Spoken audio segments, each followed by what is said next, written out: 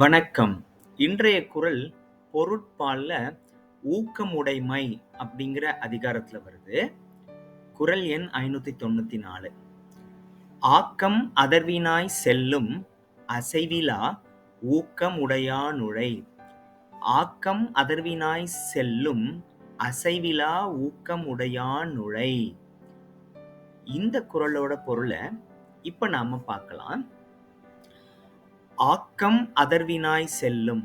ஆக்கம் அப்படின்னா உயர்வு, முன்னேற்றம். அந்த முன்னேற்றம் ஒருத்தரை தேடி போகுமா? யார தேடி போகுமா? அசைவிலா ஊக்கமுடையானுழை. அப்படின்னா விடாம ஒருத்தர் முயற்சி பண்ணிக்கிட்டே இருக்கவருக்கு தேடி அந்த முன்னேற்றம் போகுமா? அப்படின்னா என்ன சொல்றாரு வள்ளுவர்? நம்ம முன்னேறணும்னா விடாமுயற்சியோட நம்ம ஒரு விஷயங்களை செய்து கொண்டே இருக்கணும்னு சொல்றாரு. இப்ப நாம சொல்லி பார்க்கலாம். நான் சொல்றேன், என் பின்னாடி சொல்லுங்க. ஆக்கம் அதர்வினாய் செல்லும் அசைவிலா ஊக்கமுடையானுழை. இப்ப நான் சொல்றேன், என் கூட சேர்ந்தே சொல்லுங்க.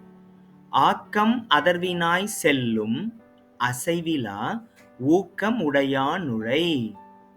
ஆக்கம் அதர்வினாய் செல்லும் அசைவிலா ஊக்கம் உடையானுழை. ஆக்கம் அதர்வினாய் செல்லும் அசைவிலா ஊக்கமுடையானுழை. ஆக்கம் அதர்வினாய் செல்லும் அசைவிலா ஊக்கம் உடையானுழை. இன்னைக்கு இந்த குறளை மனப்பாடம் பண்ணி பதிவு பண்ணுங்க. நன்றி.